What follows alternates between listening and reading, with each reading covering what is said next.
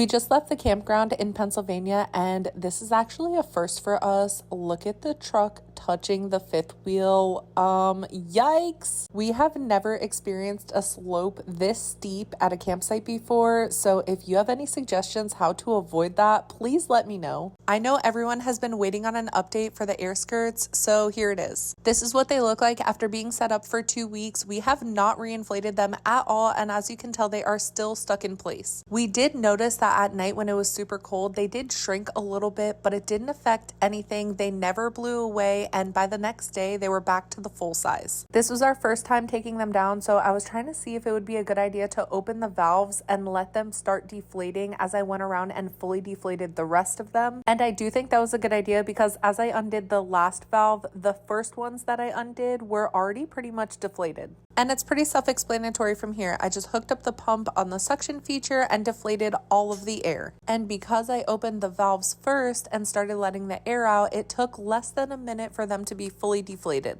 These truly are such a convenient way to insulate your RV, especially if you're traveling often and don't want to have a permanent setup. There is a huge benefit with air skirts because you don't have to drill any holes in your RV. And for the skeptics, trust me, I totally understand. I was skeptical myself, but they really do work. There is a noticeable difference inside versus outside. You cannot tell me for 1 second that these don't work. When we got to our new site in New York, we didn't set them up right away because we got there really late and it was already dark out. And the floors were freezing when we woke up in the morning. I'm telling you, there is a huge difference using the air skirts. Another thing that I really like is they give you these huge storage bags, and usually when you use something like a tent, for example, it's super hard to put it back in the original bag. It almost never fits. But there is plenty of room in these storage bags, and actually we sorted them by size to make it easier for when we set it up next time. For those that were curious about weight and size, here you can kind of see the size. In total, these 3 bags weighed about 40 pounds each. And if you want to see a thoroughly detailed video of us setting them up, I have a 25-minute video on my YouTube channel. You can look us up, The Everywhere Family.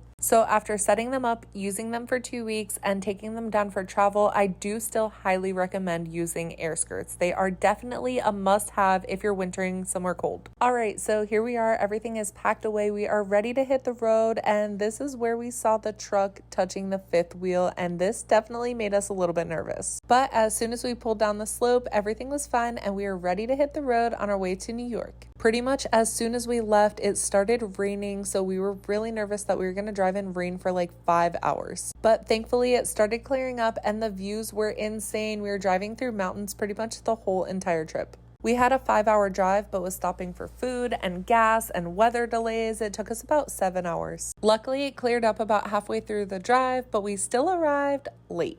In addition to it being late, the site was super tight, so look at where the electrical box was compared to our slides. It was so close. I'm just wondering if we're ever going to learn our lesson and leave early instead of arriving late every single time.